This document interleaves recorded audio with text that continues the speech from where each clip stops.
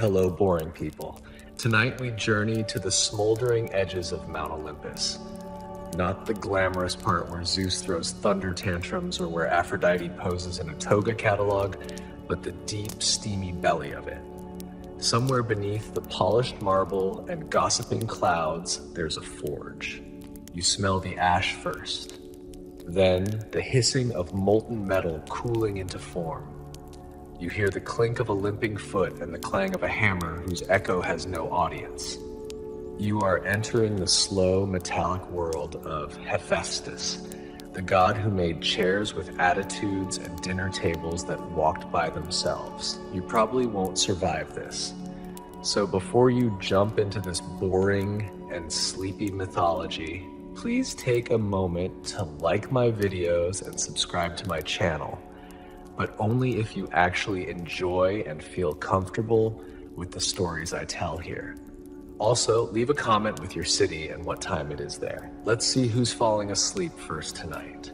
Now lie down and relax, turn off the lights, maybe turn on the fan for some soothing noise, and let's start our boring journey together tonight. You're trudging uphill on a path not meant for gods or mortals. It winds through cooled lava flows, broken anvils, and mossy gear parts. The fog thickens. It isn't just water vapor, it's smoke and something more metallic, like rusted copper and forgotten effort. You wipe your eyes. Ahead is a glow, not warm, not firelight. It's the dull orange of an eternal forge, hidden from Olympus, hidden from storybooks. You found the workshop of Hephaestus. Here there is no grandeur, just grit. The floor is obsidian, the walls alive with soot. Every surface is covered with half-finished inventions. There's a bird that doesn't quite fly, a hand that claps slowly on its own, and a lyre that plays itself, but only sad chords. A few spiders have taken residence inside an automated helmet. They seem to be the only real inhabitants here, besides the god himself. You hear a dragging sound, then a metallic stomp, then another drag. That's how Hephaestus walks. He drags his bad leg behind him like a forgotten war. No chariot, no golden chimes, just sweat, steel, and the limp clang of divine disappointment. He's hammering something, as always. You can't tell what.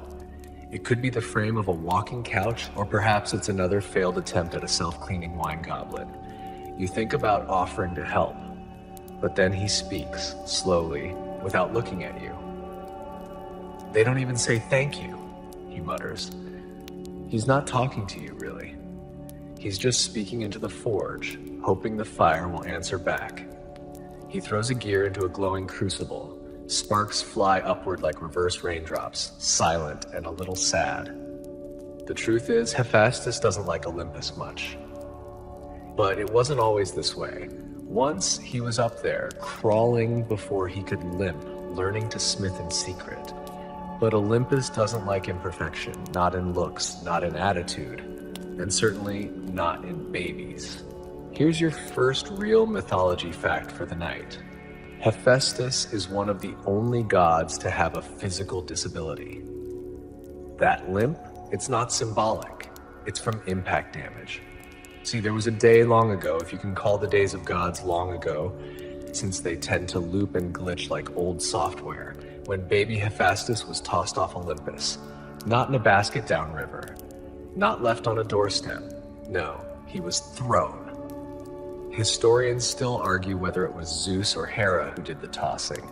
Some say Hera was ashamed of his twisted foot and hurled him herself. Others claim Zeus was angry at some divine squabble and sent the infant flying. Either way, the parenting was not ideal, and so the little god of fire plummeted for an entire day. You fall with him now, slowly, sleepily. Through the sky, past clouds shaped like horses and pancakes and forgotten responsibilities. You tumble with him in silence, spinning, clutching nothing. The earth below waits patiently. When he finally hits the sea, he doesn't sink like a stone. He glides down like a broken starfish, limbs askew, eyes shut. But the sea doesn't forget gods. The sea remembers everything. Enter Thetis and Eurynome, two sea nymphs who adopt the poor crash-landed godlet like a burnt seashell. They live in a bubble palace made of coral, driftwood, and pearlescent sarcasm. It's here that Hephaestus heals, sort of. It's here that he forges his first toys out of seashells and volcanic sand. They say his first real invention was a golden crab that snapped at anyone who insulted him. Now here's your first quirky tidbit. Hephaestus may have created underwater bellows, tools that somehow managed to work even at the bottom of the sea. No one can prove how, but they sounded like a whale sneezing. You're drifting now inside this underwater forge. It's quiet, except for the occasional echo of hammer on conch shell. You see sea cucumbers lounging near anvils. A jellyfish bumps lazily into a robotic eel that doesn't seem to know it's not real. You're not sure where the forge ends and the ocean begins. It all feels like one big sleepy fever dream. Hephaestus isn't angry yet, not here. He's just curious. Alone? Yes. Abandoned? Possibly. But also content in a way that only people who've hit rock bottom can understand. Time slows. You feel the heat of ambition forming in the boy god's fingertips. He carves seashell gears, polishes driftwood levers. One day he'll return to Olympus. Not because he misses anyone, but because he wants them to see what they threw away. The workshop of the gods begins not in Olympus, but in exile. And it smells like salt and burnt copper. You're still floating, weightless in the sea, just beneath the memory of Olympus. The waves hush over your ears like wool blankets dipped in ink. You begin to ascend now, not because you swim, but because the story pulls you up like a bubble rising too slowly. You drift back in time and forward in myth. There are many versions of what happens next, but all agree on one thing. Hephaestus was thrown. Whether by Hera's disgust or Zeus's fury, it's one of the oldest examples of divine family dysfunction. Baby gods don't usually come with instruction manuals, but apparently this one came with a launch trajectory. He falls for an entire day and night, not metaphorically, literally. His descent from Olympus to the ocean is described as a full 24-hour plummet, long enough to get bored, nap twice, and question your parents' commitment to childcare. Some say he screamed the whole way down. Others say he was too shocked, but most agree he made no sound because he knew, even then, that no one would hear him. He crashes into the sea with a splash that sends dolphins fleeing, but unlike mortals, gods don't drown. They drift. He sinks into unconsciousness, his tiny body curled around a dream of heat and pressure. Now, back on Olympus, things are awkward. Hera is not pleased. She's done what ancient deities do best, regret instantly and refuse to admit it. Zeus, if it was him, is probably throwing a lightning bolt at something random to avoid conversation. Historians still argue whether this exile was punishment or panic. Some say Hephaestus had already shown signs of strange inventiveness. His toys sharper than they should be, his gaze too calculating for a child. Others believe the gods just didn't like how he looked. You pause here. That limp, remember? That imperfection? In ancient myths, deformity was often symbolic of inner strangeness or mystery. But Hephaestus isn't evil. He's just different, and in Olympus, different is about as welcome as a sober Dionysus. Meanwhile, underwater, things are looking up. Thetis and Eurynome are nymphs of the sea, eternally graceful, mildly bored, and exceptionally good at fixing whatever the gods break. They find the tiny metal-hearted god and decide, for reasons unclear even to them, to keep him. Thetis, incidentally, is also the future mother of Achilles, so you could say she has a type. Tragic boys with mother issues. Hephaestus grows up in a coral palace deep under the sea. You imagine kelp curtains, oyster shell chandeliers, and a slow, constant hum of jellyfish traffic. The water glows greenish blue, like dreamlight through an aquarium wall. Here, the god of fire becomes a child of water. It's ironic, of course. A smith born of flame, raised in a place where fire cannot burn. But maybe that's what made him stronger. He begins crafting small things at first. Little automata from shells and driftwood, seahorses with gears inside, a clamshell that opens and closes in time with the tides. At one point, he invents a conch that sings sea shanties when blown, though only off-key, and only in ancient Cretan dialect. Quirky myth alert. Hephaestus may have forged a throne underwater entirely from mother of pearl. It sparkled, had built-in massage settings, and possibly muttered sarcastic insults under its breath. But even here, even with all the tinkering and the tinkling laughter of sea nymphs, there is something missing. Hephaestus begins to hear the echoes of Olympus, not in words, but in ambition. The clang of hammers on clouds, the shimmering footsteps of his siblings parading above the world, the dreams of a throne not underwater, but above it all. And he starts to plan his return. You now see him as a teenager, or whatever counts as a teenage god, his hair wild with sea salt, his eyes glowing faint orange with hidden fire. He builds a raft not from wood, but from bronze and coral. It hums with heat. It doesn't float so much as hover slightly above the sea, sizzling faintly like a pancake on too hot a griddle. The sea nymphs don't stop him. Maybe they know he has to go. Maybe they're just tired of explaining why the walls keep melting. Either way, he sets off, limp and all, toward a mountain that never wanted him. You float above this raft now, drifting behind him like a loyal cloud. The wind is slow. The horizon never gets closer. The journey takes years or minutes. Time in mythology is always inconvenient. When Hephaestus reaches land, he finds a volcano. Not just any volcano, Mount Etna, possibly the original workplace hazard.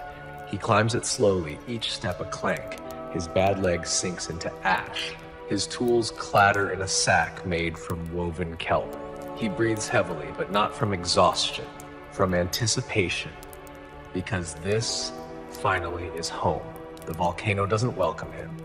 It groans and spits and sighs. But Hephaestus grins crookedly, painfully, and begins to build. He carves into the side of the mountain, creates bellows powered by lava and wheels turned by fire spirits. He shapes anvils that ring with different pitches so he can compose music while working. He never does, but he likes knowing he could. And there, beneath the rumble of Mount Etna, the real forge is born. The one the gods will never admit they rely on, and the one that will eventually build a dinner table that can walk away from you mid-meal if it's offended. But we're not there yet. For now, Hephaestus hammers slowly, each clang a heartbeat, each gear a whisper of revenge, invention, or both. The mountain breathes. You don't hear it at first. It's more of a pressure change than a sound, but as you stand in the mouth of the volcano forge, you feel it in your chest. A long, slow inhale from the earth itself, like the world is holding something in. Heat rises in waves. The walls glow like embers. You could toast marshmallows if marshmallows existed in myth. Hephaestus doesn't notice you watching, or maybe he just doesn't care. He's in the middle of tuning a hammer, not choosing one, tuning one. He strikes it lightly on the edge of an anvil, then listens, not to the clang, but to what it means. The pitch, the potential, the promise of future fire. This is where the magic begins. Not the flashy kind with spells and sparkles. No, this is the slow magic of labor, the dull wonder of effort, the ritual of routine. Hephaestus is a god not of chaos but of craftsmanship. He doesn't smite, he welds. He doesn't conjure, he constructs. And in this lonely forge, he begins building things no god has ever thought to build. But before we get to his walking tables and talking tools, let's take a detour. Not up, but down, down. Deep beneath the god's workshop, through cracks in the rock, you stumble into something unexpected. A secret hallway of molten bronze. shelves of discarded inventions, a drawer full of mechanical bugs, a half-finished harp that plays only funeral songs, and, wait for it, a mechanical fish that looks confused about its own purpose. This is the scrap room, the archive of failures. But it's also where you see the first glimmers of Hephaestus' genius. Not in the perfect pieces, but in the ones that almost worked. One device here draws your sleepy attention, a glimmering golden bird with folded wings. It stirs faintly when you approach. Its beak opens to emit a long mechanical yawn. It's tired too. Quirky myth time. There's a fringed tale that Hephaestus once built a mechanical choir of birds to serenade himself during lunch.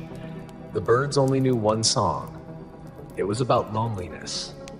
Still, not everything he made down here was for himself. Eventually, his forge begins producing gifts, divine gadgets meant to curry favor, or maybe just to prove he exists. He builds Achilles' armor, you'll remember. Shield like a planet, helm like a hurricane. He makes Hermes' winged sandals, so lightweight they float even in dreams. He crafts Zeus's thunderbolt, the divine taser of the sky. Historians still argue whether these masterpieces were part of Hephaestus' plan to earn respect, or just glorified invoices Olympus never paid. But before he becomes the forge nerd of the gods, he sends a gift to his mother, Hera. This was a choice. He crafts her a golden throne, elegant, gleaming, stylish, the kind of chair that screams, "Worship me," without needing a back cushion. But Hephaestus is no fool. This isn't just furniture, it's a trap. You see, when Hera sits down, delicately, regally unaware, the throne locks. Not in a creaky way, in a perfectly calculated, absolutely silent, magically unbreakable way. The arms fold in, the legs fuse to the floor, the back straightens itself with arrogant posture. Hera can't move.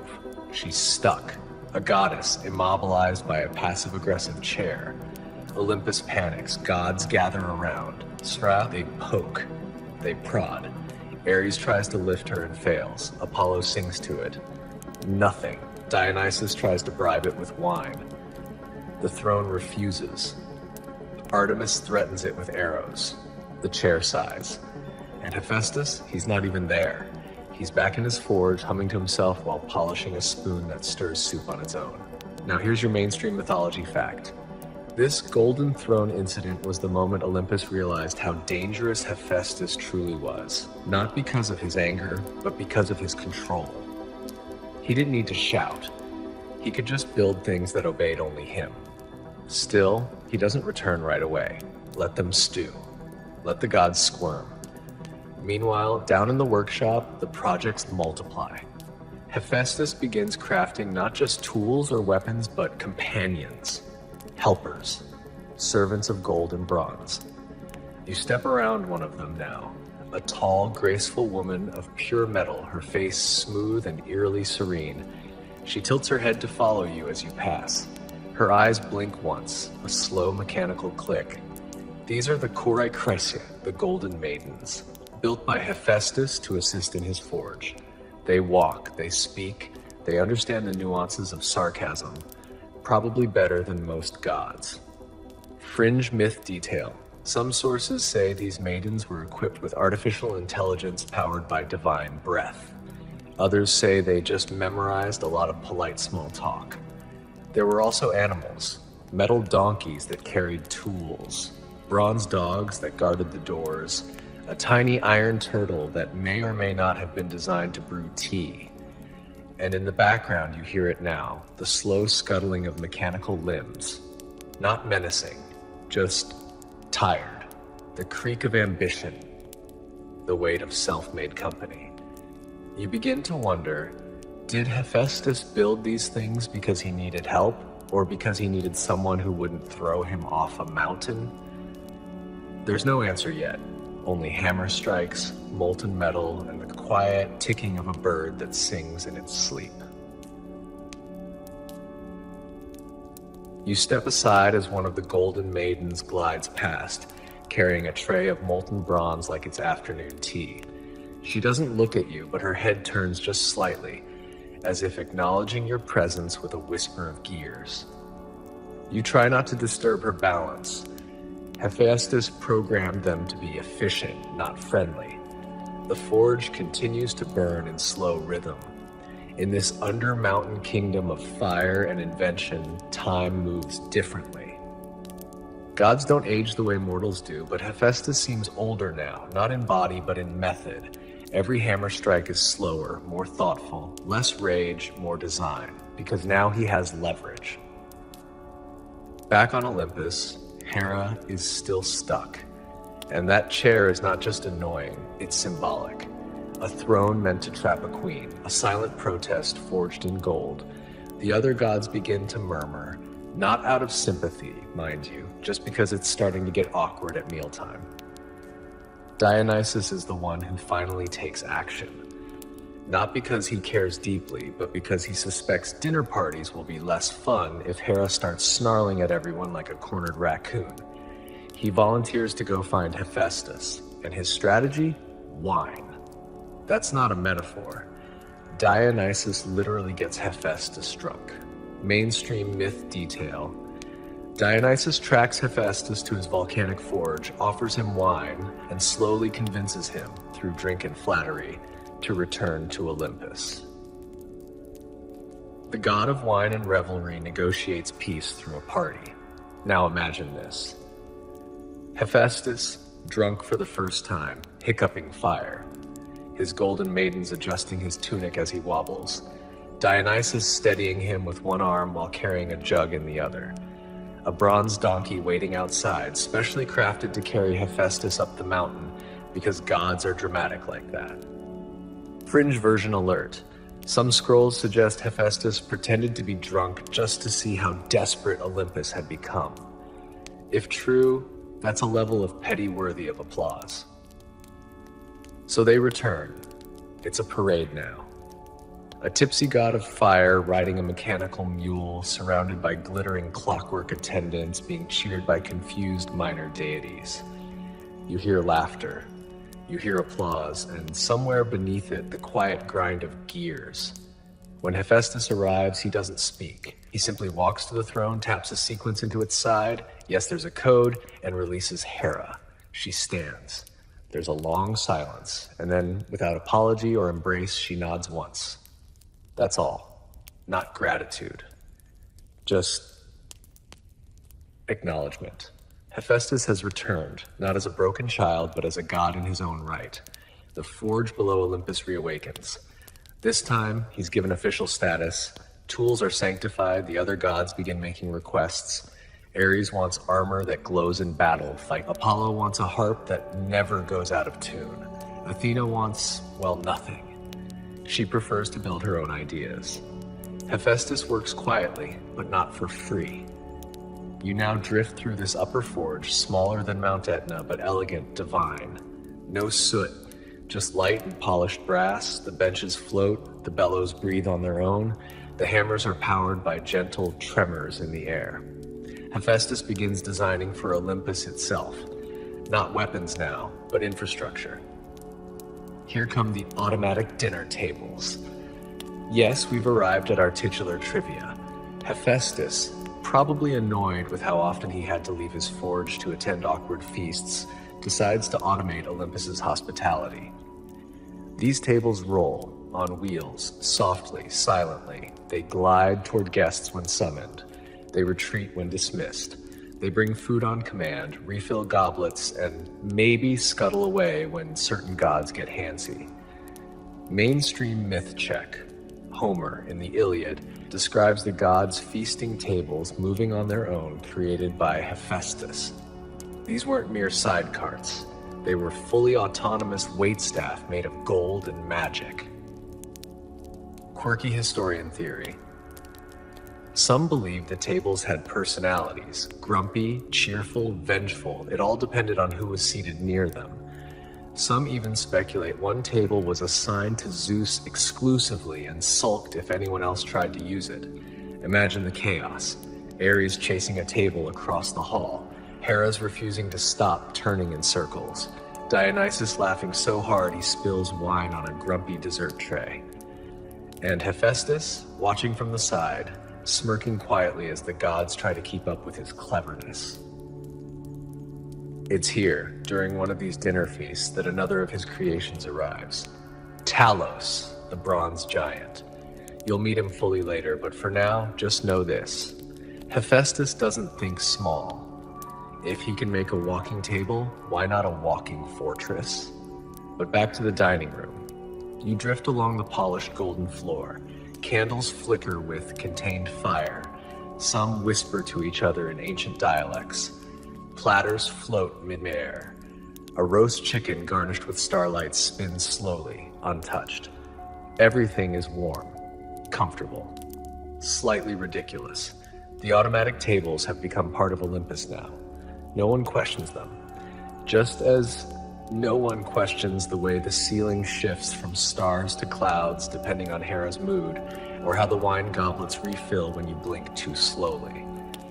But beneath it all is Hephaestus's signature. This dinner hall is not just divine luxury, it's a subtle revenge. Because here in the one place he was once rejected, now every god depends on his machinery. They need his tables, his inventions, his skill, and none of it moves unless he wills it. You find yourself in a quiet corner of the Golden Hall, watching a table silently roll past. It hums to itself, nothing lyrical, just a mechanical murmur, like it's muttering about deadlines. Its top is covered in fresh ambrosia and nectar. One of the goblets hiccups. This is Olympus now, polished, automated, and oddly cozy. But things are never still for long. Hephaestus isn't content to just serve wine. He's got bigger ideas, and they're always percolating. You leave the dining room and drift back to his personal quarters. Not a bedroom, but more like a sanctuary of solitude and scattered blueprints. Gears litter the floor like seashells. A self-writing stylus is sketching something on its own. It pauses only to dip itself back into the ink. You notice a corner of the forge where no one else dares to go. It's darker here, warmer. The walls don't hum, they breathe. This is where Hephaestus keeps his prototypes. Not weapons, not dinner tables, something else. You stumble on a curious item first. A pair of sandals that whisper poetry. Bad poetry. Lines like, "O toe divine, thou treadst where mortals fear," make you wince. Even the sandals sound embarrassed. A few paces over, you find a giant bronze snail. It doesn't do anything, it just exists. Maybe that was the point. Not everything has to serve a function, right? Quirky myth moment. One forgotten tale mentions Hephaestus building a clockwork lyre that only played when the stars aligned over Corinth. It worked once, played a lullaby, then exploded. Lovely but flawed, and yet not everything is a failure. In this room, beneath sheets of folded firecloth, lies the beginning of something monumental. A girl, not born, built. Pandora. But not the scary box opening version yet. Right now, she's just bronze and blank eyes, not awake, not ready, not even real. And she isn't Hephaestus's idea alone. You see, Zeus has a plan. A petty plan, of course. He has many. After Prometheus steals fire from Olympus and gives it to mortals, Zeus is very upset. Not thunderbolt upset, petty upset, the kind where you don't just punish the thief, you punish everyone the thief ever liked. So he calls on Hephaestus. "Build me a woman," Zeus says, "one so lovely no mortal can resist. Give her grace, give her charm, and oh, give her just a touch of danger." Hephaestus, probably rolling his eyes, but also unable to refuse, gets to work. This becomes his masterpiece. Mainstream mythology tells us Hephaestus molded Pandora from clay, giving her perfect form and beauty, while the other gods contributed talents, curiosity, charm, music, skill. She wasn't just a woman, she was the Olympian version of an Apple product launch. Sleek, compelling, engineered to cause trouble. And then they give her a jar, not a box. That was a later mistranslation. It's a pithos, a large jar sealed tight and heavy. What's inside? That's the point. She doesn't know. No one does. She's told, "Don't open it," which is, of course, the worst thing you can say to someone whose operating system includes divine curiosity. Historians still argue whether the jar's contents were ever meant to be released, or whether it was an elaborate celestial prank. Some even speculate Zeus didn't care what was in it. He just wanted to test whether Pandora would follow directions. Spoiler, she doesn't. But not yet. Right now, Pandora's still in development, and you're here watching Hephaestus carve the curve of her cheekbone with something close to awe. He doesn't see her as a weapon, not yet. To him, she's art, maybe even a kind of hope. He gives her movement, grace, breath, but not mind. That comes later, from Athena and Hermes and Aphrodite and all the others who sprinkle their bits of essence onto her like a magical spice rack. Fringe theory alert. Some say Hephaestus added one thing no one else knew about: a silent failsafe, a whisper of mercy, something buried so deep in Pandora's coating that not even the gods could find it. They say that's why, even after releasing all the evils of the world, she still had hope left in the jar.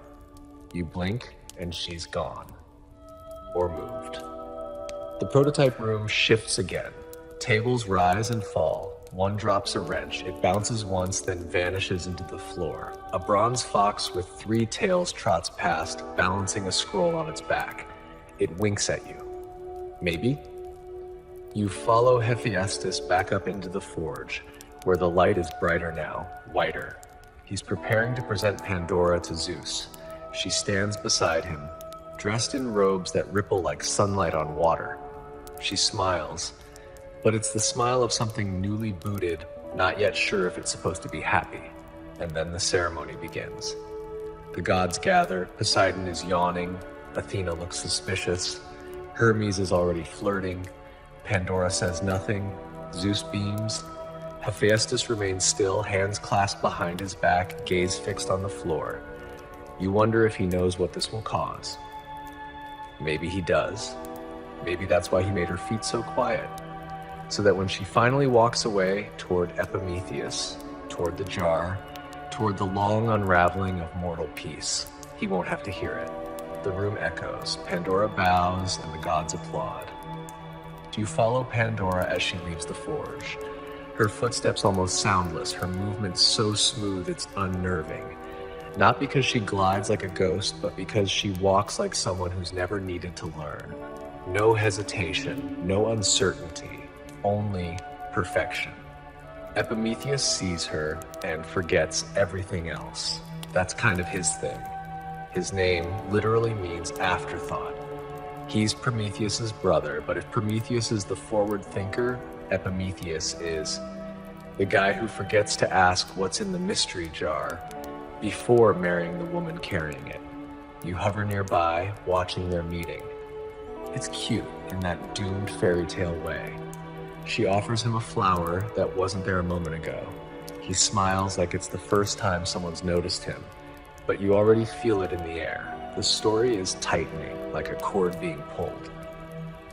Let's talk about that jar. Mainstream myth says, inside the jar were all the evils of the world: sickness, war, greed, despair. And when Pandora opens it, whether out of mischief, programming, or divine setup, those evils escape and scatter across the earth. You watch it unfold from a quiet slope just outside their home.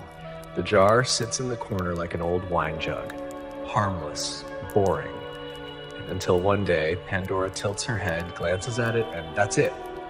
The jar is opened. She peers inside, and you feel it. A wind, cold and ancient, rushing out like a forgotten breath.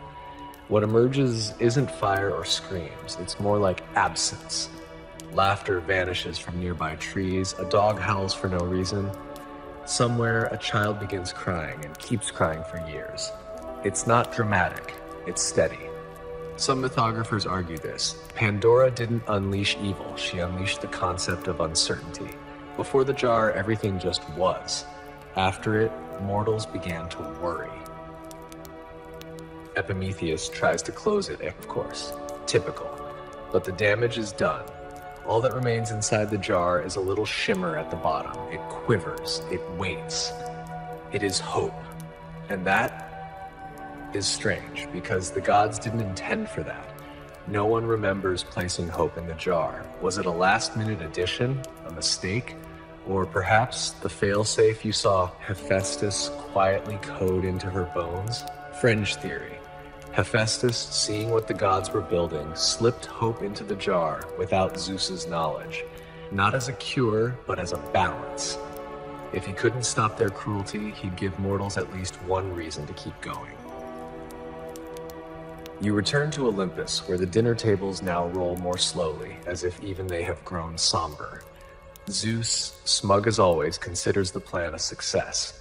He punished Prometheus, punished mortals, and ensured no one would dare defy him again.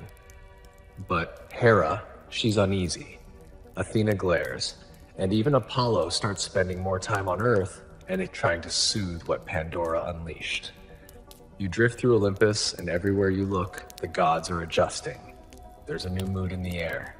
Less playful, more cautious. Ares is sharpening his weapons. Artemis is patrolling alone again. Even Dionysus stops laughing for a full minute. Only Hephaestus seems unchanged. He returns to his forge and sets to work as if none of this touches him, as if he's done with meddling. But you know better, because somewhere in the forge, beneath layers of plans and gears and molten dreams, something new is forming. It's not a person, not a table, not a punishment. It's a guardian, and its name is Talos. We mentioned him before, briefly, a bronze giant built to protect the island of Crete. Some say he was a gift to King Minos. Others say he was a test, a prototype, a walking fortress powered by divine ichor in a single vein of molten lead. Mainstream myth, Talos circled Crete 3 times a day, throwing boulders at enemy ships and heating his body until it could scorch invaders alive. No one ever got past him. You watch him awaken now. Hephaestus presses a single sigil into the giant's chest, and the colossus shudders. Its eyes glow orange. Its body groans like a waking mountain. And then it bows. It's not human, not like Pandora. There's no grace in its form. But there is loyalty, pure, imprinted loyalty. And that's what Hephaestus wants now. Not perfection, not applause. Just something that does what it's meant to do. Talos marches out of the forge and doesn't look back. Some say he lived for centuries. Some say he failed his mission when a clever mortal tricked him into bleeding out from his single vein. But in this moment, as you float beside him, you understand something deeper. Hephaestus didn't just build a guardian for Crete. He built something that could not betray him. Not like Zeus. Not like the other gods. Not even like Pandora, who, though built perfectly, was repurposed into a weapon he never wanted. The forge grows quieter after Talos leaves. You return to the room with the golden maidens, and even they seem slower now. The gears spin gently. One of them has taken to dusting the air. It makes no sense, but it's soothing. The automatic tables still function, but they pause now and then, as if remembering something they were never meant to understand. And Hephaestus? He doesn't rest. He's sketching something new. Not a person, not a beast, just an idea. Because even gods get tired of punishment. Sometimes you build not to retaliate. Sometimes you build because it's the only way to think without being interrupted. You return to the forge on a quieter day. The air tastes less like iron and more like thought. Thick with burnt parchment, old ideas, and the slow, stubborn scent of something being reconsidered. Hephaestus is alone again, as he prefers. The gods don't visit much anymore. Not after Pandora, not after Talos. And maybe that's for the best, because now he's creating something not for Olympus, not for Zeus, not even for mortals. He's building for himself. A throne. But not just a place to sit and glare. Oh no.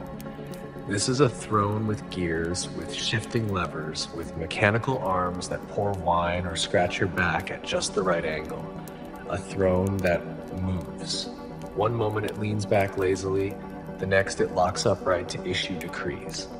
And if you're not supposed to be sitting in it, well, let's just say you'll never sit again. Mainstream myth notes. Hephaestus created a mechanical throne and gifted it to Hera, his mother, after returning to Olympus. But it was a trap. Once she sat in it, she couldn't get out. Not until Dionysus tricked Hephaestus into releasing her. You watch the scene play out. Hera strolls into the hall with the haughty grace only she can command. She sees the throne, gorgeous, golden, humming with restrained power. She sits, smirking. And then the armrests lock, the base tightens. The backrest presses in, she cannot move. Her face changes slowly from regal superiority to full, frustrated fury. It's satisfying in a petty way. You try not to enjoy it, but you do, just a little. Hephaestus doesn't gloat. He doesn't rush in shouting, "Gotcha!"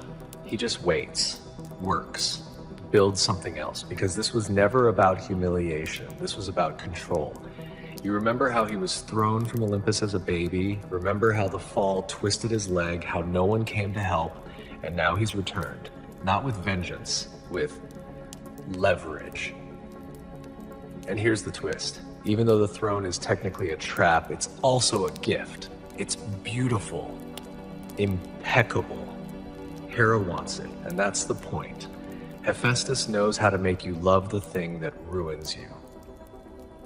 Historians still argue whether the throne was always meant to be a prison, or if Hephaestus added that feature late in the design process.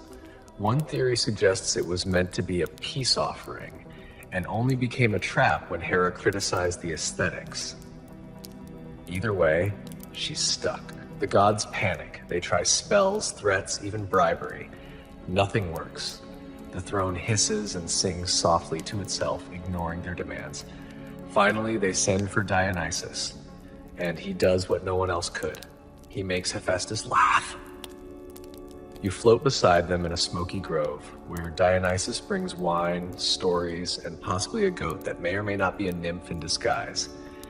He talks to Hephaestus like a friend, not a tool. And after a few hours, Hephaestus finally shrugs and agrees to return. It's not about winning, it's about choosing when to release the grip.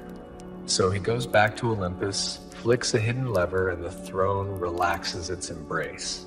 Hera gasps and storms off, but she never throws it away, because deep down she still wants it. The gods never really apologize, of course. They just nod, invite Hephaestus to dinner, and act like nothing happened. But the automatic tables roll a little smoother that night. The goblets refill a little faster. A bronze arm scratches Apollo's neck exactly where it itches. Even petty gods know when they've been outclassed. You notice something else during this feast.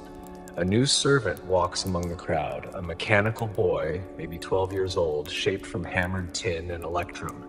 He moves stiffly, like he's still learning.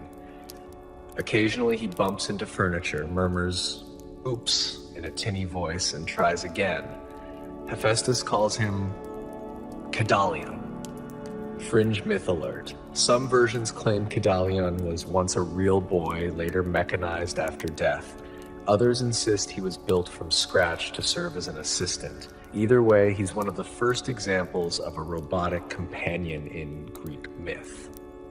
Hephaestus uses Kedalion for errands, experimentation, and eventually a teaching job. Because there's one myth where Hephaestus loans Kedalion to a blind man named Orion. Orion, the hunter, was blinded by an angry king, but he hears there's a way to see again if he can find the rising sun. So he picks up Kedalion and places the mechanical boy on his shoulders, and Kedalion becomes his eyes, literally, like a living GPS with bronze toes and a clunky voice that says, "Turn left at the olive grove." Together, they walk toward the sunrise. And when Orion sees again, Kedalion simply steps down and returns to the forge. Historians still debate whether Kedalion truly saw the future or just had excellent internal compasses. A few fringe scholars even propose that Kedalion was the earliest version of an AI prototype, one capable of empathy, logic, and fuzzy directions. You glance around Hephaestus's forge and suddenly everything feels more advanced than it should. This isn't just ancient craftsmanship, it's prehistoric robotics. A timeline out of order, but it fits. Hephaestus isn't building for now. He never was. He's building for what comes next. The forge flickers. Outside, the sun begins to set, bathing Olympus in soft gold and rusted orange. Kedalion lights a torch by touching it with a spark finger. The golden maidens bow as you pass. The tables settle into sleep mode, and somewhere in a quiet corner of the forge, Hephaestus sketches something with 12 legs, 2 heads, and a label that reads, "Maybe too much." You lie back and let the gears whisper you to sleep. You wake not fully, just barely, from the hush of metal dreams. The forge breathes around you like a living creature. Pipes groan softly in the ceiling. Embers blink like sleepy eyes. Somewhere behind you, a gear turns with the lazy confidence of something that has no deadline to meet. Hephaestus is at it again. This time, the blueprint sprawled before him is larger than anything you've seen so far. It covers 3 tables, 4 scrolls, and 1 poor golden maiden who stands very still while her shoulder serves as a drafting surface. The drawing is labeled simply, Automaton Herd. You float closer. This is not a single invention. It's a fleet. A full ecosystem of self-moving, semi-thinking machines. Bronze bulls, goat-sized beetles, singing night jars with ceramic wings, little pots that fetch water when whistled to. And yes, self-plowing oxen. Mainstream myth fans will recognize this. Hephaestus once created fire-breathing bronze bulls, gifted to King Aedes of Colchis. These bulls later became part of the hero Jason's infamous trials. He had to yoke them and plow a field with them before sowing it with dragon's teeth, which naturally sprouted armed warriors, because Greek farming was weird. You observe Hephaestus testing one now. The bull stands still for a moment, then puffs out a sharp hiss of smoke. Not fire. Yet. It stomps once, then twice. Then lowers its head and plows forward. The field is made of sand and silver dust. The bull carves it like butter. Around the forge, smaller creatures hum and scuttle. One beetle climbs a wall, its legs clicking like wind chimes. Another curls into a tight metal ball when you look at it, as if shy. This, it seems, is Hephaestus's retreat project. The thing he builds when Olympus becomes too noisy, too political, too divine. A herd of self-sustaining creatures, not for war, not for punishment, just to see if he can. Fringe Theory Corner, some scholars believe these automatons weren't merely tools. They were an early model for terraforming. Hephaestus might have intended to seed other regions or planets with self-sufficient mechanical ecosystems. A lonely god planning for life in places even he couldn't reach. You move with the herd as it migrates from one room to the next. The golden oxen follow precise patterns, turning only when they encounter certain frequencies. The bronze birds roost on heat vents. A mechanical sheep occasionally bleats steam. And yet, it's peaceful, even poetic. You pass one work table where a row of miniature automata await finishing touches. One is a beetle with jeweled wings. Another resembles a squid made of copper wire. They seem asleep, waiting. Hephaestus touches each one gently before activating it. Not with pride, but with quiet curiosity. Will they walk? Will they learn? Will they dream? You drift beside him as he leans back in his chair, a rare moment of stillness. His face is tired, smudged with soot, but there's a softness to his expression. Not joy exactly, more like quiet validation. The look of someone who never gets thanked but doesn't build for applause anyway. Suddenly a voice breaks the moment. It's Hermes, again. That wing-footed interruption. He never knocks, never slows down. You're needed, Hermes says, down there. He gestures to the mortal world. You glance through the forge's skylight, and sure enough, Earth is flickering. Fires. Screams. You've lost track of which city is currently rioting. It's always one of them. Apparently the mortals found a new toy. A shield. But not just any shield. Mainstream myth time. Aegis was the impenetrable shield associated with Zeus and sometimes Athena, said to inspire terror in enemies and protect its wielder from harm. But in many versions, it was made by Hephaestus. And the problem now? Someone stole it, or more accurately, someone copied it.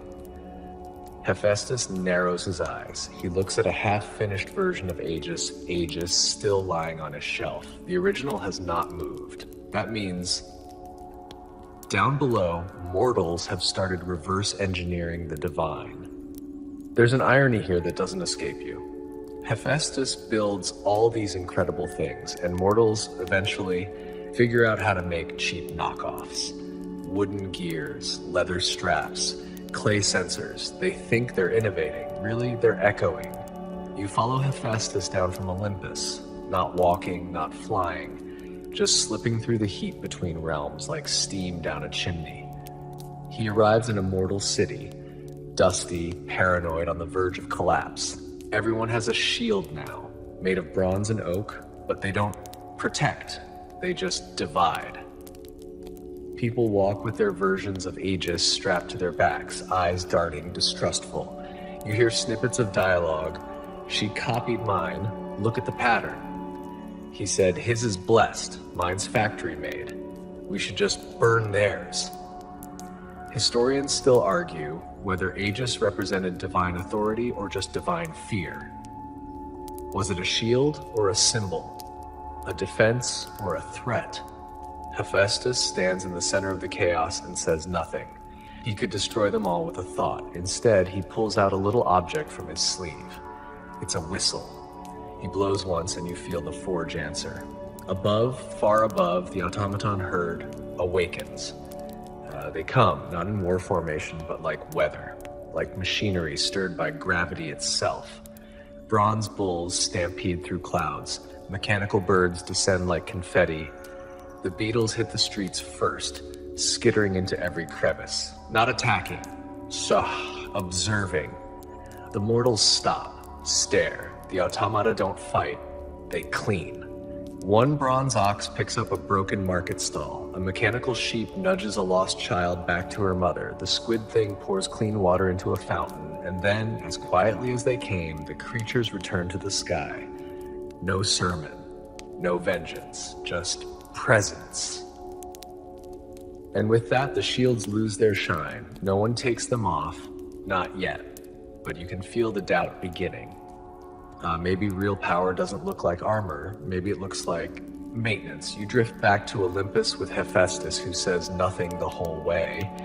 But you notice he's already drawing again. Something smaller, simpler, maybe even human-sized.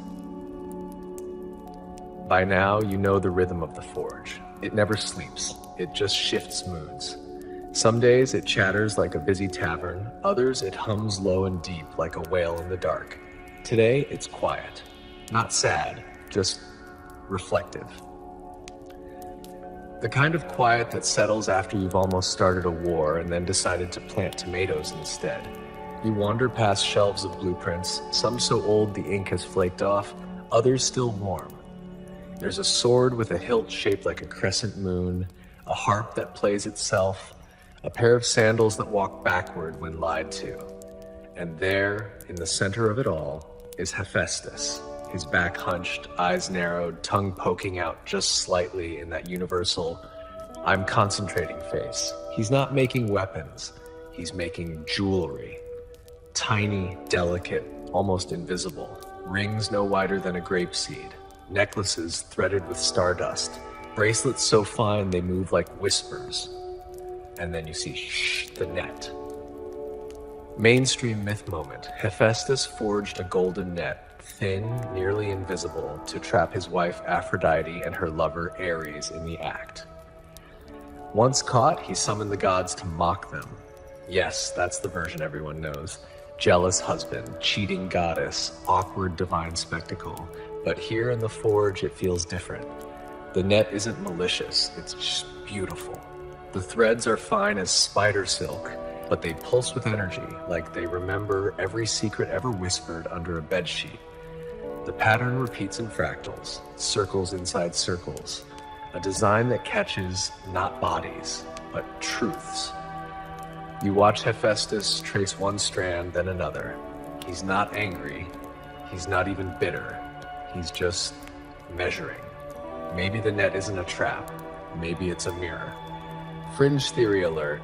Some ancient philosophers believed the net wasn't built to shame Aphrodite, but to reveal the unseen tensions of Olympus. The infidelity was a symptom, not a cause. A cracked marriage reflecting a cracked pantheon. Historians still argue whether Hephaestus meant for the gods to laugh or to witness their own hypocrisy. Back to the forge. The net is finished. Hephaestus stores it in a glass case, but it doesn't sit still. It wriggles slightly, like it's dreaming or waiting. You wonder what it would catch now if cast over Olympus again. Secrets? Lies? Divine exhaustion? A soft metallic clang interrupts your thoughts. Someone has arrived. It's Aphrodite. She glows like always, no footsteps, no warning, just there.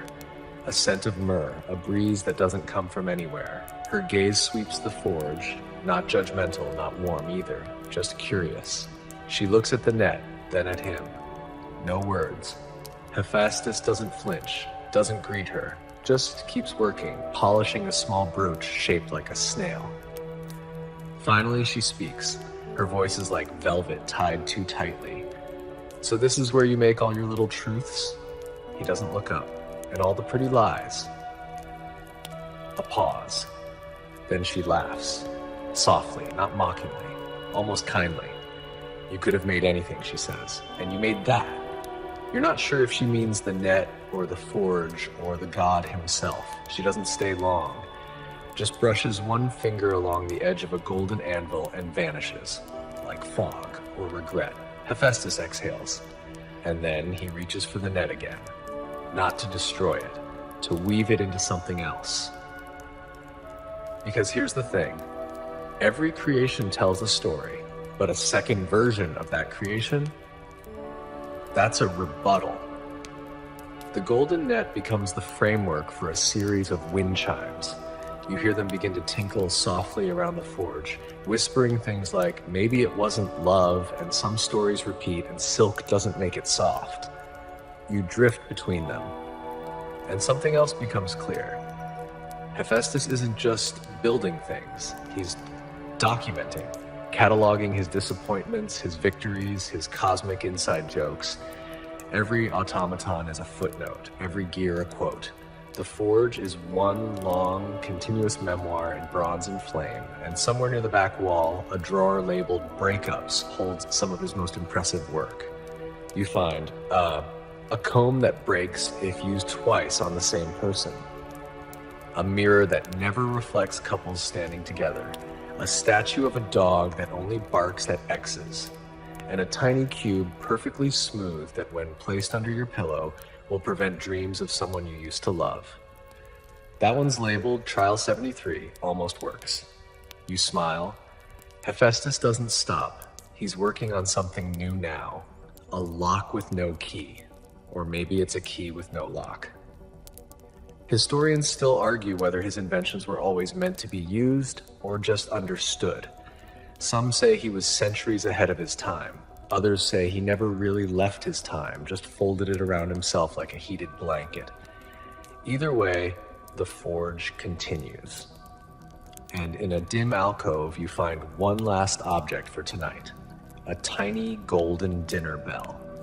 It rings itself at dusk, not to summon food, just to remind the gods he still works, even if they forget him. Especially when they forget him. The sound echoes faint and far away. You lie back near the wall where the warmth gathers like sleep and let the stories turn to ash. The dinner bell still hums somewhere in the background, a single note caught between time zones. You stir gently, not with urgency, but with the cozy drift of someone sinking deeper into a warm bath that has no bottom. The forge darkens slightly around the edges. It's not night here, not exactly, but even eternal fires get tired. Hephaestus is polishing spoons now. Yes, spoons. Gold, silver, bronze, even obsidian. Some are plain. Some are decorated with tiny constellations or olives or tiny pouting dolphins. A few have inscriptions like, "For Athena, not you," or "Do not use this for soup." You've entered what Hephaestus calls his table phase. It started, allegedly, as a joke. The other gods mocked him for never attending banquets on time. The food was cold by the time he got there, or someone had stolen his wine goblet, or replaced his seat with a whoopee cushion made of clouds. So one day, he said nothing, and instead built a table. But not just any table. You float over to the first version, a solid bronze slab with legs made of coiled serpents and a rotating platter that spins on steam. As you watch, it nudges itself 3 inches to the left, then 2 inches forward, then settles, waiting. Mainstream myth drop. In Homer's Iliad, it's casually mentioned that Hephaestus crafted automated tables that ran by themselves to serve the gods on Olympus. No further explanation, no footnote, just one of those little weird lines ancient authors drop and never clarify. But you're here now, and you're watching it happen. The table walks, scuttles, on dozens of tiny bronze feet hidden beneath the surface. Not gracefully, but efficiently, like a centipede with strong opinions about dining etiquette. And it doesn't come empty. On its back, a full feast. Figs dipped in honey, roasted lamb, nectar in goblets that refill themselves, bread that's always warm, cheese that doesn't melt unless you ask politely. A second table hurries behind it, carrying nothing but extra napkins. There's one with legs shaped like Apollo's lyre that hums when it moves. Another shaped like a boat, which rocks gently as it travels, as if braving the Aegean Sea between your elbow and your chin. You can't help but laugh. Because somehow, this is one of Hephaestus's most enduring inventions. Not the weapons, not the shields, not even the golden net of marital embarrassment, but the dinner tables. Fringe theory time. Some scholars believe these tables were an early prototype for divine AI, objects with minimal awareness capable of adapting to user needs, terrain, and emotional mood. They didn't just serve, they observed. If a god was angry, the tables adjusted accordingly, offering softer food, warmer drinks, more comforting scents. Passive peacekeepers with legs. You follow a trio of tables as they march toward the Olympus dining hall. It's a vast, opulent space, mostly empty at the moment. A few gods linger, Hermes balancing grapes on nose, Hestia reading a scroll sideways. Nobody notices the tables at first. Then they arrive, smooth as silk. No clatter, no show, just service. They unfurl their contents with clockwork grace. Silverware folds itself out. Plates align with mathematical precision. Wine chills itself midair. You hear a faint whisper, mint or thyme, but see no mouth. And then the gods begin to notice.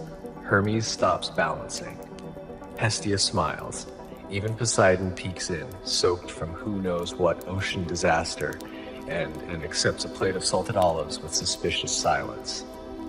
You settle near the corner of the room, letting the atmosphere wrap around you. The clink of cutlery, the hum of enchanted steam. The kind of ambient joy that doesn't shout, it just happens. One table brings Hephaestus a bowl of lentils and a folded note. He reads it, then chuckles.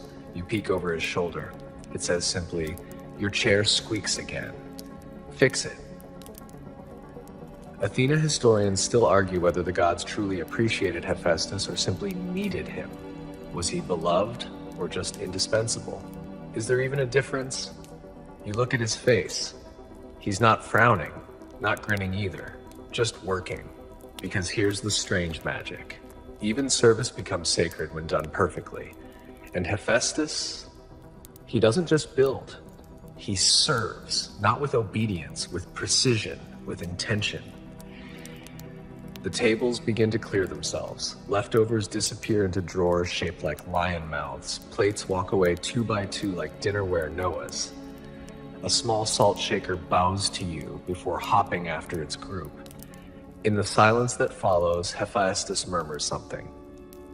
You're not sure he means for you to hear it. They never say thank you, he says, but they never forget either. You float back toward the forge, belly full of metaphors and imaginary figs. One final table pauses near you. It opens a tiny drawer and offers you a single steaming piece of bread. Just one. Soft as a whisper, warm as a hug. You take it. And in that moment, you understand what Hephaestus has known all along. Even the gods need comfort food. The bread from the walking table lingers on your tongue. Not in taste, but in memory. Warm, soft, safe. A brief moment in a world built from bronze and sarcasm. You shuffle back through the forge, feet echoing lightly against the metal floor, passing gears that hum lullabies and hammers too sleepy to swing. Hephaestus is not at the workbench anymore. He's in a side chamber. This one is darker, quieter, smelling of oil and something else. Nostalgia, maybe. Or regret soaked into rivets. You step through a narrow archway and discover an entire wall covered in faces. Masks. Hundreds of them. Some are carved of wood, others molded from clay, but most are metal.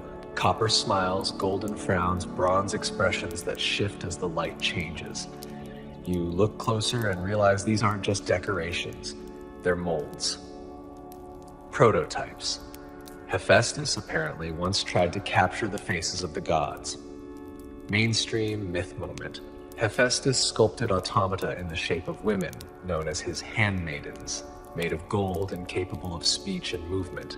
They were both assistants and companions. But here it seems he tried something deeper. One mask bears the serene calm of Apollo, but when you blink, it twists just slightly, like it heard a bad song. Another has Hera's proud jawline, but a brow that seems uncertain.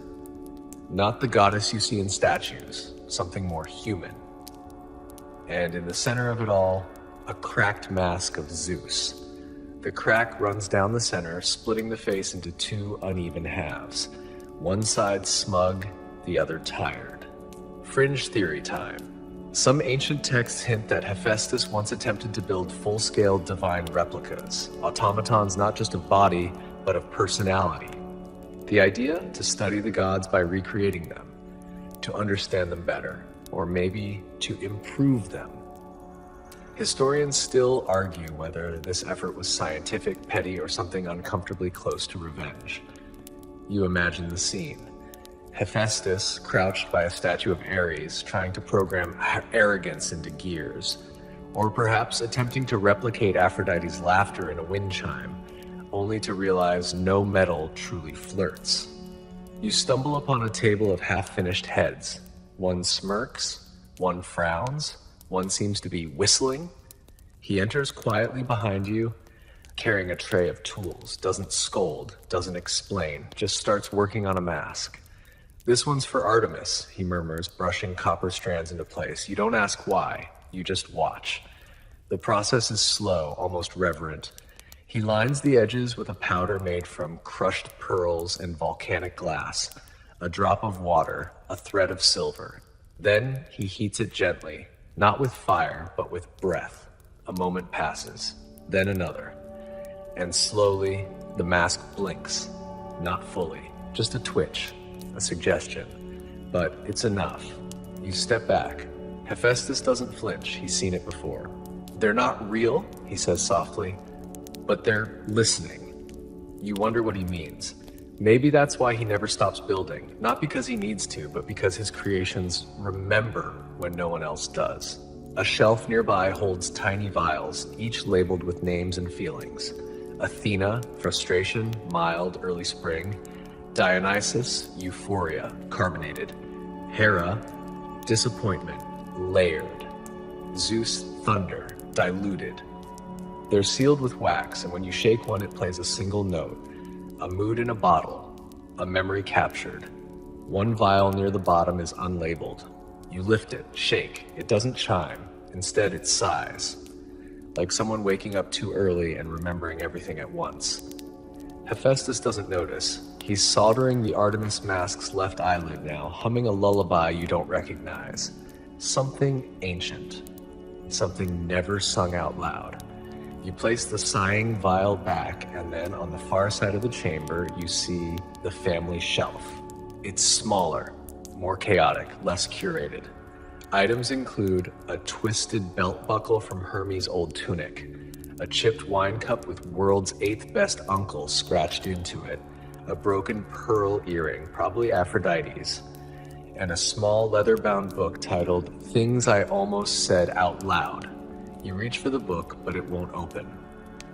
Locked with a clasp shaped like a heart and a hammer. Classic.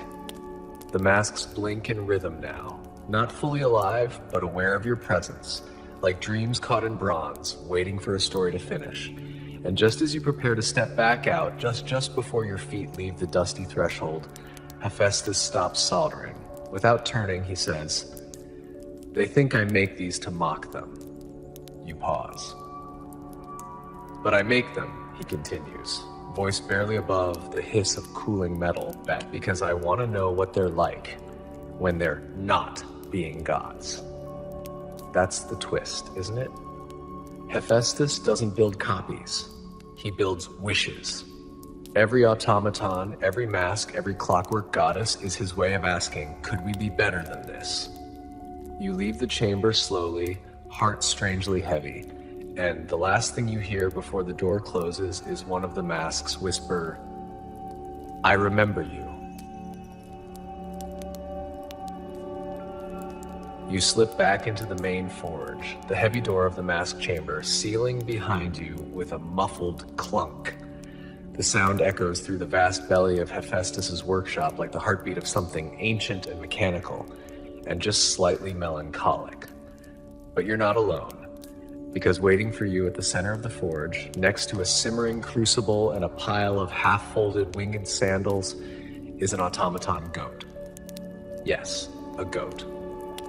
Golden, shiny, absolutely majestic in the most ridiculous way possible.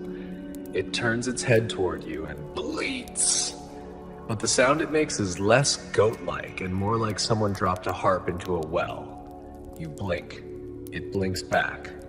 Then, without warning, it launches into a graceful sideways hop and prances toward a raised platform where 3 more golden animals are waiting. A bronze peacock with rotating tail feathers, a silver lion that purrs steam, and what appears to be a mechanical platypus holding a scroll in its bill. You're now fully inside what Hephaestus once called, probably jokingly, his petting zoo of failed divine prototypes. Mainstream myth time. While most stories focus on the humanoid automatons, a few obscure texts reference animal-shaped creations of Hephaestus, some made for his own amusement, others allegedly to serve specific gods, like Artemis's hunting dogs that never tired, or Hera's mechanical nightingale that sang lullabies. Fringe fact alert, a rare mention in an Alexandrian scroll suggests Hephaestus once tried to craft an artificial Cerberus, a 3-headed guard dog automaton for Hades, but it kept chasing its own tail in triplicate and caused a small panic among underworld spirits. The project was, wisely, scrapped. Anyway, back to your current reality, where a mechanical owl has just landed on your shoulder. It's cool to the touch and smells faintly of lavender oil and molten copper. Its head swivels 180 degrees with a quiet click, then emits a polite ding as if to say, "Hello, mortal observer. I am an ethical spy drone." You pat its head. It chirps approvingly and projects a tiny glowing map of Olympus from its eyes. You try not to laugh. But honestly, it's kind of brilliant. Because, as it turns out, Hephaestus didn't just build for the gods. he built for himself, for joy, for curiosity, for the simple pleasure of watching a golden tortoise figure out how stairs work. You watch the goat hop onto a trampoline made of bronze coils and do a clumsy somersault that ends in a triumphant bleat. This is absurd, but also unmistakably home. You turn and see Hephaestus watching from a bench near the bellows, a cup of tea in one hand, his ever-present wrench in the other. He doesn't smile exactly, but there's something in his posture, some quiet pride. These ones don't ask for war, he says. They just want to stretch their legs. You nod, and then a small bronze crab scuttles by, dragging a tiny broom and muttering angrily in Morse code. You don't ask. Some things are best left unexplained. Hephaestus motions you over. You sit beside him as the golden goat nuzzles a sleeping lion, which snores like a distant tuba. There was a time, he says slowly, when all they wanted from me was weapons. His eyes stay fixed on the peacock, who's now performing a courtship dance for a nearby fire hydrant. They still do, mostly, but I build these things for myself, for balance, for quiet. Historians still argue whether Hephaestus ever truly rebelled against Olympus's violent demands, or whether these whimsical creations were just private jokes in a life of servitude. You suspect it was more than that. Because here, surrounded by nonsense, Hephaestus is free. There's a wall behind the bench with scribbles, designs, blueprints.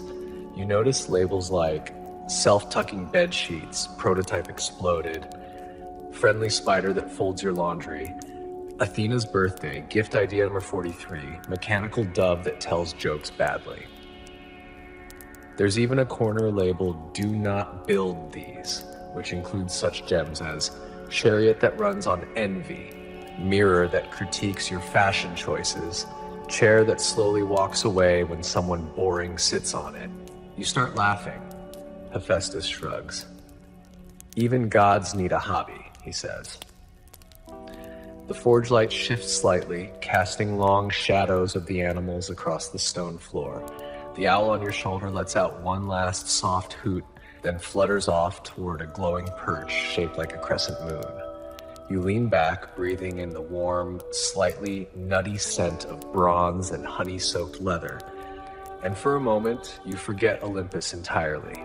There is no lightning bolt to dodge, no war to prepare for, just a forge, a few jokes, and the comforting knowledge that somewhere in the chaos of divine dysfunction, one god is still just making weird little robots to make the world slightly less irritating.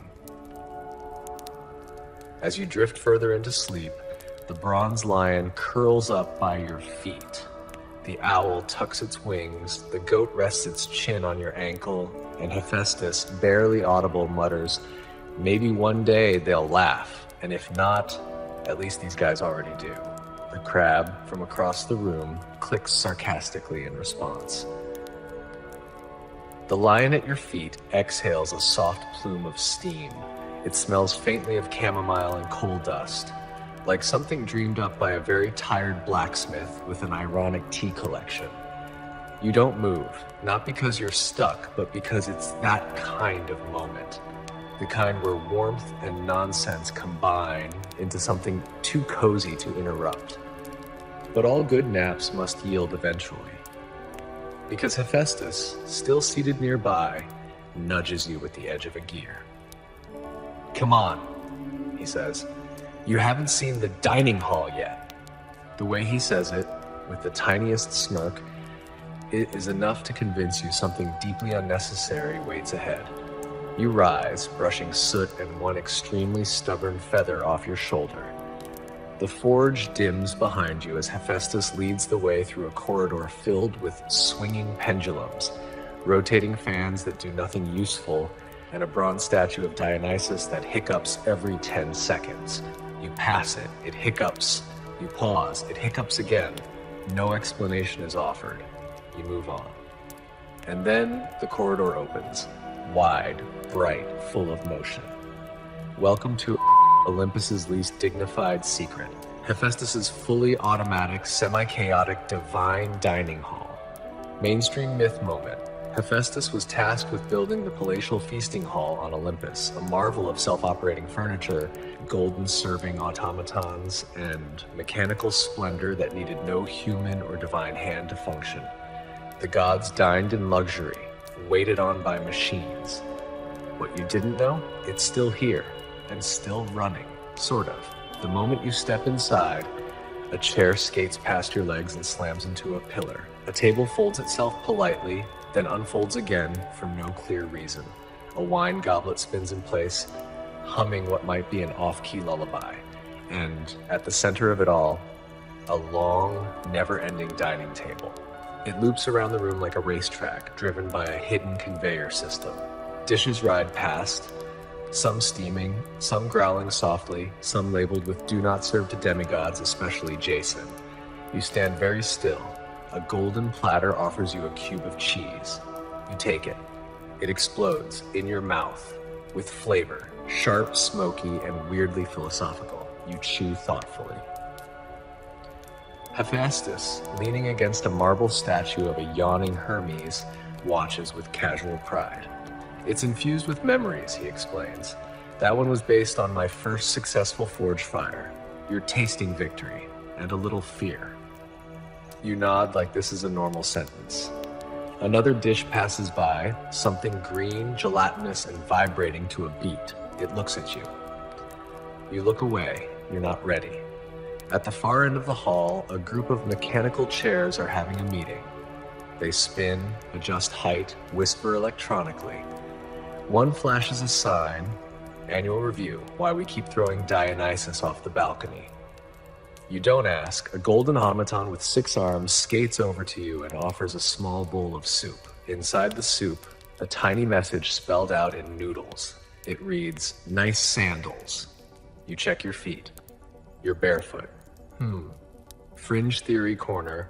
A few ancient plays parody Olympus by suggesting the gods had become so reliant on Hephaestus's automatic inventions that they forgot how to do basic things, like pour wine or cut meat. These plays often portray the Olympians as lazy aristocrats surrounded by malfunctioning furniture and rebellious teacups. You're beginning to think those weren't far off. A plate of olives passes by. One of them waves.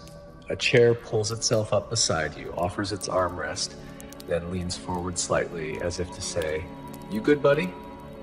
You are, kind of.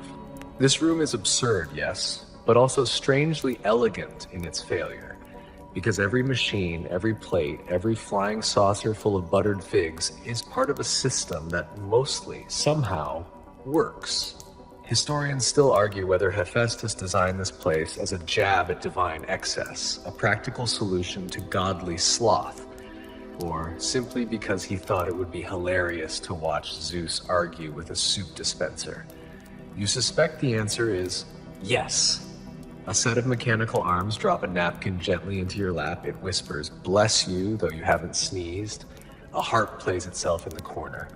Off-key, beautifully bored. And above it all, a chandelier made of glowing orbs drifts lazily in circles, softly murmuring what sounds like bedtime poetry in a dozen languages, including one that might just be whale. You sit at the conveyor table. A tray approaches. On it, a single cracker topped with what looks like starlight and regret. You eat it. It tastes like someone finally apologizing. From across the room, Hephaestus lifts a mug, steam curling from its rim in the shape of question marks, and gives you a little nod, as if to say, "This is what dinner looks like when you stop asking for approval." And honestly, it's kind of perfect, because here in the most over-engineered mess hall in the universe, every plate is a guess, every chair has opinions, and every bite, no matter how ridiculous, reminds you that even gods get hungry for more than food. You rest your head against the warm, humming table. A breadstick gently pats your cheek, and you begin to wonder just for a moment what your automaton would serve. Probably toast, burnt on one side, with a note that says, "You tried." You're still seated, forehead resting lightly on a warm plate that purrs when touched, and your body's doing that thing where it's trying to sleep, but also too curious to stop listening. Somewhere across the room, a floating tray of grapes collides gently with a wall and politely says, "Excuse me," even though no one's there.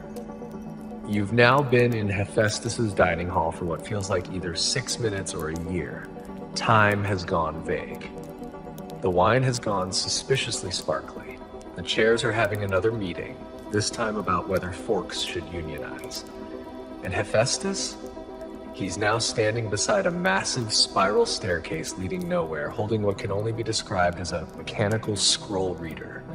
A device shaped like a giant eye with rotating lenses and a tiny mouth that softly mutters bedtime facts in Etruscan. He waves you over. You follow. The table groans gently, sad to see you go. A mug of tea tries to follow you out of loyalty, but is wrangled back by a flying napkin. You and Hephaestus step into a softly glowing hallway. The walls are lined with his blueprints, stretching so far down that the edges vanish into mist. Sketches upon sketches. Automatons, traps, fountains, jokes, puzzles, tiny contraptions made for fingers the size of fingernails. This is where his mind lives. "Not everything I made," he says, voice quieter now, "was ever meant to be used." Mainstream mythology often forgets this part, the inner life of the maker. The scrolls of antiquity praise his war forges, his tools of vengeance, his ability to weaponize creativity for gods who rarely thanked him. But they skip over this hallway of maybe somedays and what ifs. You stop beside one wall labeled Project Lazy Banquet. It details the origins of the self-operating tables, wine-pouring arms, and dessert trays that chase people with spoons. A full schematic shows how each component talks to the others through a system of copper pulses and heated language symbols that only machines understand. Fringe fact break. A minor myth mentions that at one festival, the automaton servers became too efficient, refilling goblets so constantly that Dionysus ended up passing out under the fruit platter and declared the table his new favorite lover. The story is told mostly in private and usually while drunk. Hephaestus taps a panel and one of the scrolls unfurls itself midair. The automaton eye reads aloud. Initial goal: eliminate the need for divine squabbling over chairs, portions, or who was supposed to bring the ambrosia. Result: increased chaos, fewer arguments, more dancing forks. Hephaestus chuckles. "I built all this," he says, gesturing vaguely around, "because no one else was going to make Olympus less exhausting. And I got tired of watching the same feasts end in thunderbolts and food fights." You glance at a nearby blueprint for something labeled Apology Platter version 4.6. It's a serving tray that delivers sweets while reciting compliments tailored to the recipient's recent traumas. "Did it work?" you ask. He doesn't answer right away. Instead, he walks to the end of the hall and opens a round hatch that leads into, of all things, a glass tunnel. You follow, stepping into a narrow skylit bridge that floats high above the mountain. The stars outside are so close they feel like confetti. Olympus gleams below, absurd and luminous, and ahead, through the tunnel's end, the control room.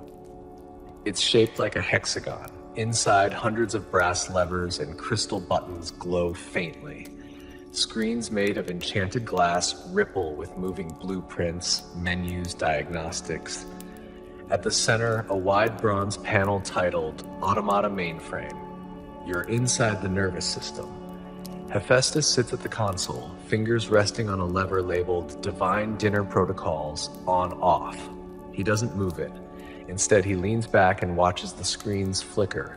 One shows a dining chair chasing Hermes, another shows Aphrodite being gently hugged by a dessert trolley. "Sometimes," he says quietly, "I think they think it's all a joke." You glance sideways. "But you don't?" he sighs.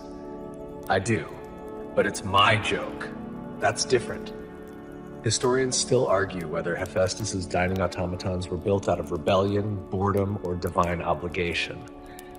Some believe they were a statement, mechanical servants doing for the gods what no mortal would dare do, serve them with perfect impartiality.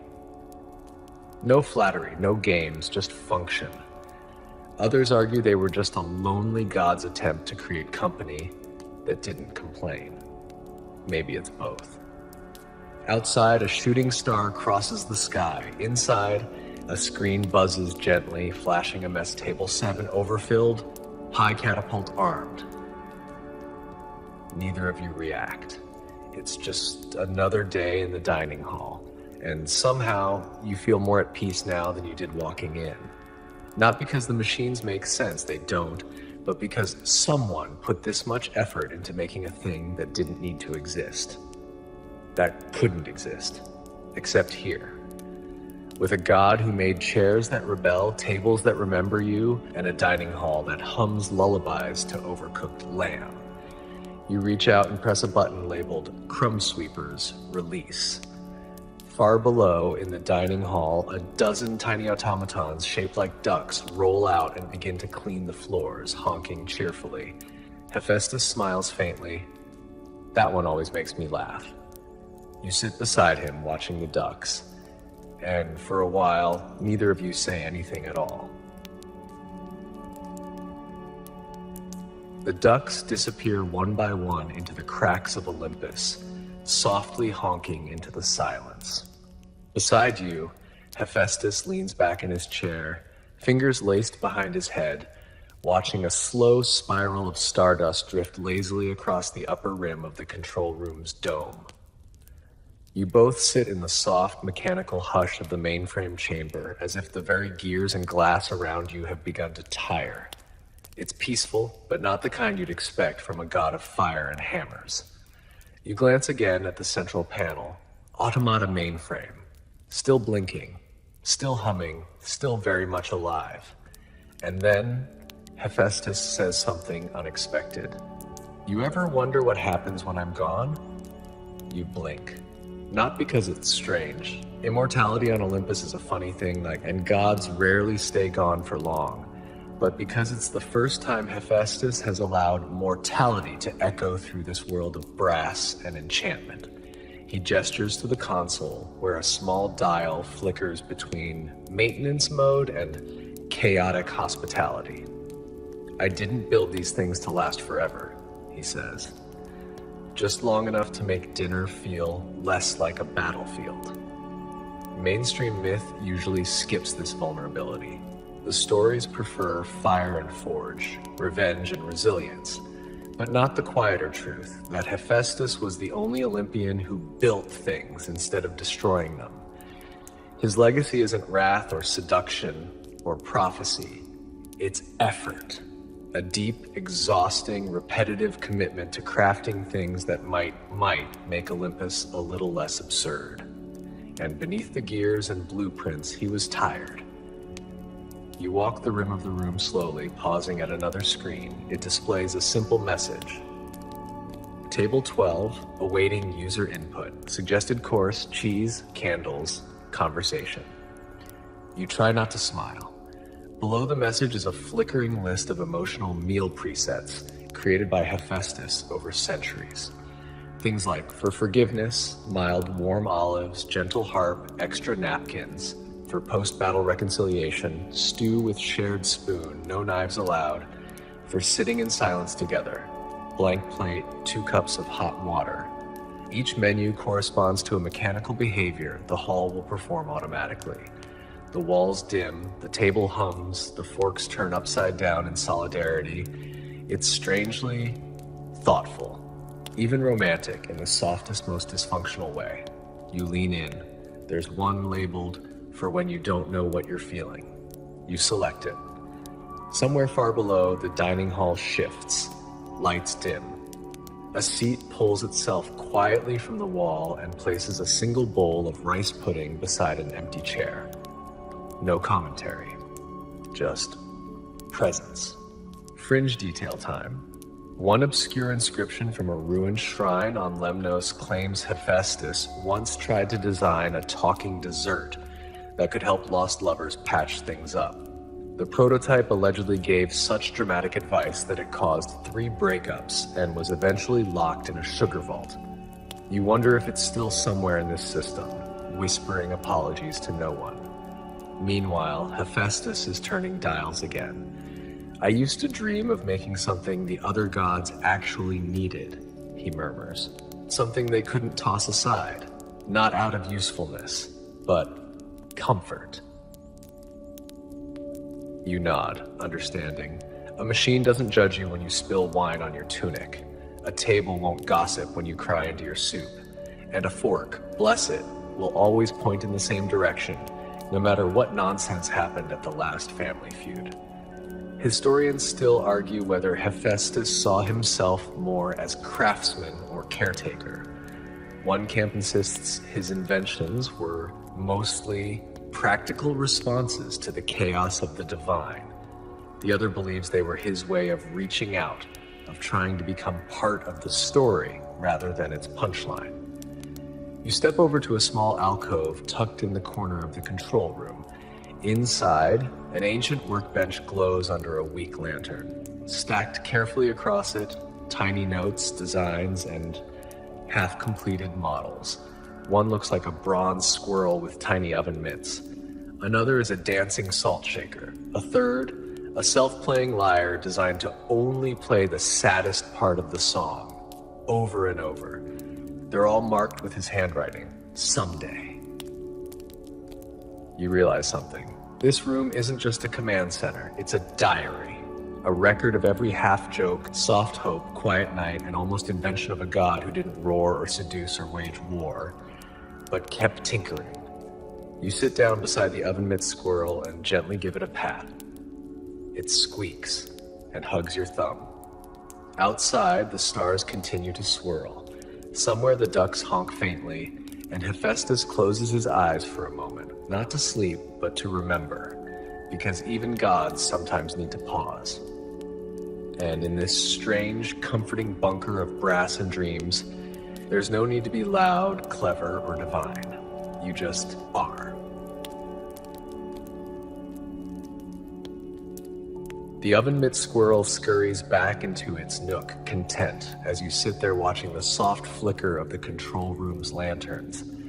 A warmth hums through the floor, not from fire or magic, but from effort, from the hours, years, eons of a god who never stopped building, even when no one asked him to. Hephaestus opens a small drawer at the console. Inside is something that doesn't quite match the rest of the gears and blinking knobs. It's an envelope, paper, real parchment, old, curling at the corners.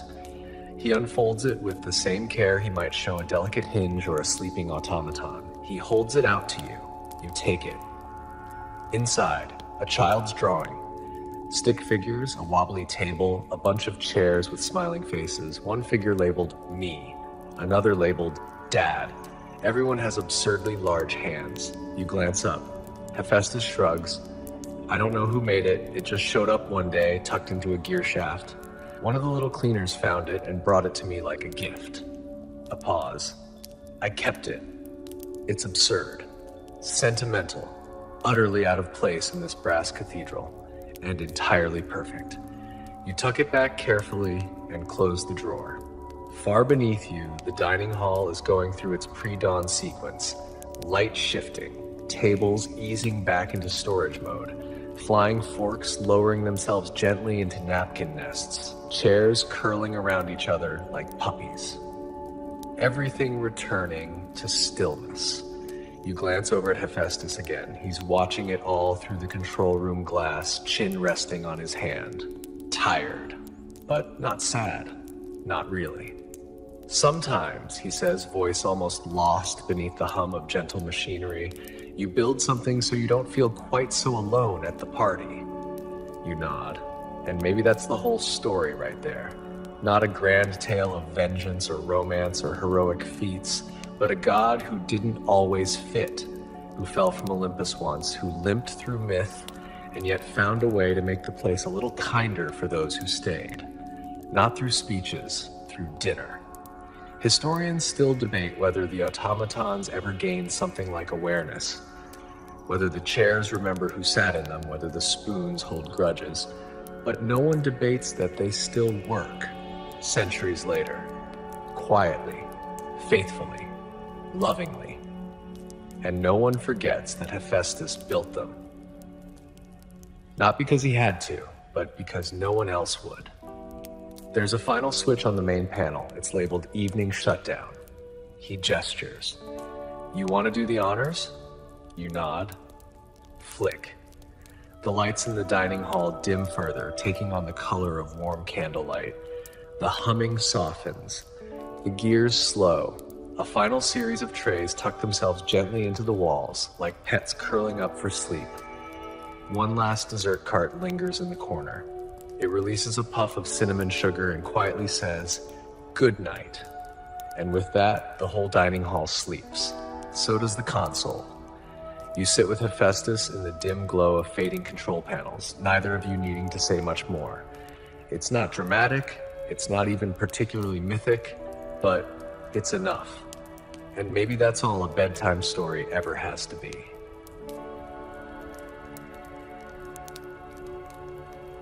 And now, as the last of the dining hall's gentle sounds fade into silence, you allow your breath to slow just a little more.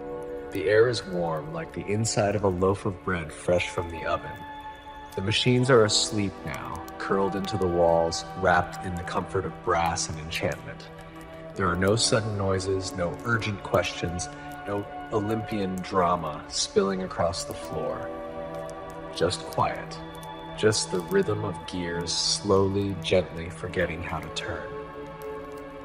Your eyes begin to close, you feel the softness in your limbs, the heaviness behind your forehead.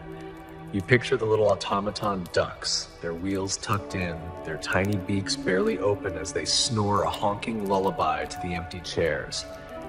Even the squirrel with oven mitts has found its nook, nestled beside a copper spool. You are not in a rush. Not anymore. The feast has ended, the lights have dimmed, and even the god of fire and forge has stepped away from his anvil to let the night carry him. Let it carry you too. You don't need to remember every detail. The dancing plates, the hovering napkins, the pie catapult aimed at nobody in particular. They're all fading into the dream now like warm smoke rising from a forgotten hearth. Let go of the thoughts still trying to race. Let them slow, let them stumble, let them fall asleep before you do. And now, you are floating. Down. Into stillness. Into brass. Into sleep.